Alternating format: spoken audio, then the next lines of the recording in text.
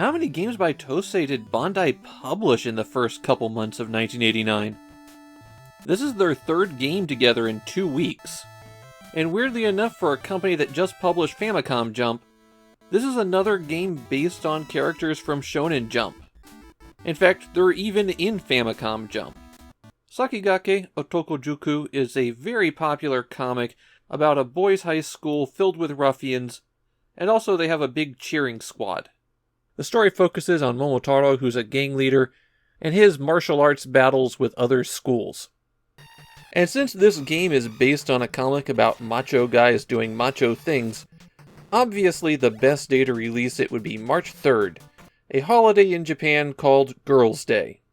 In the game Sakigake Otokojuku, rivals have begun abducting your classmates, and so a group of the most popular tough guys from the comics all get together to go beat them up. And the first thing you're going to notice is that you have your choice of 4 playable characters, each with different stats and abilities. You switch between them by pressing select to bring up this menu, and you can do this anytime except a boss fight. You can also check out their individual stats from this submenu. The thing is, when you switch characters, it doesn't change the sprite. All 4 of them look exactly the same, including the one that's a blonde westerner. They also have identical moves in the regular action scenes. The main reason you switch them around is due to the stats, and because each of them have their own life bar. Momo has the strongest attack of the 4, and he uses a sword in boss battles. Togashi has a high defense, and he fights bosses with a knife. Jay is the fastest of the 4. His speed is just about worthless though, so I'd recommend using him as a sacrificial life bar. Toromaru seems to be the all-around average guy. What I tried to do was use Toromaru for most of the side-scrolling action stages, and then switch to either Momo or Togashi during the bosses. Most of the game is this side-scrolling action. The stages are essentially mazes with a lot of interconnected rooms, and enemies will come at you one at a time. The A button jumps and the B button attacks, and you'll pretty much want to exclusively use jump kicks.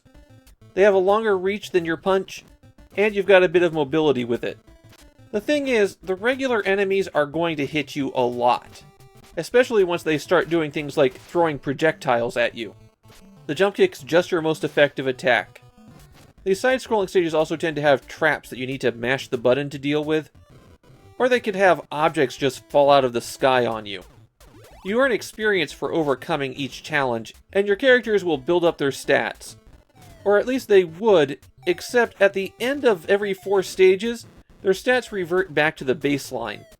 So you have RPG elements, it's just they're worthless RPG elements. When you confront a boss, you'll be taking them on in a one-on-one bout, and here you can freely roam around the arena.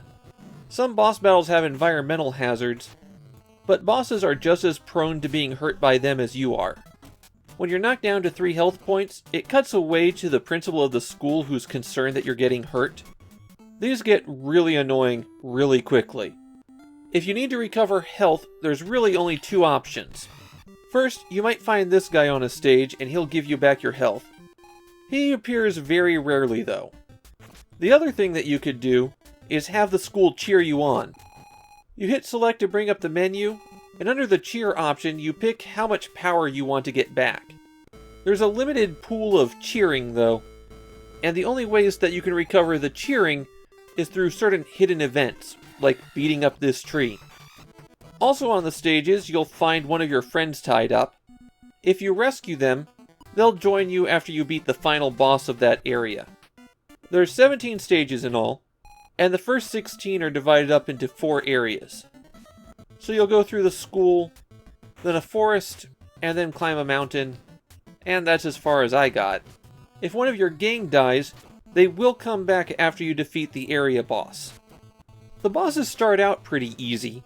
All you have to do is step a little bit out of line with them, and they get knocked over really quickly. Later on, they become much more aggressive, have moves that you can't counter, and start throwing projectiles at you. You can use a secret move during the boss battles. Press A and B at the same time and you'll unleash a super attack.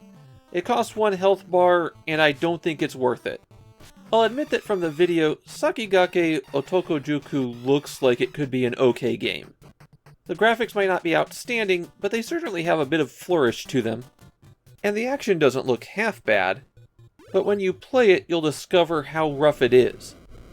Fighting the basic enemies takes way too much effort, particularly in the later sections of each area.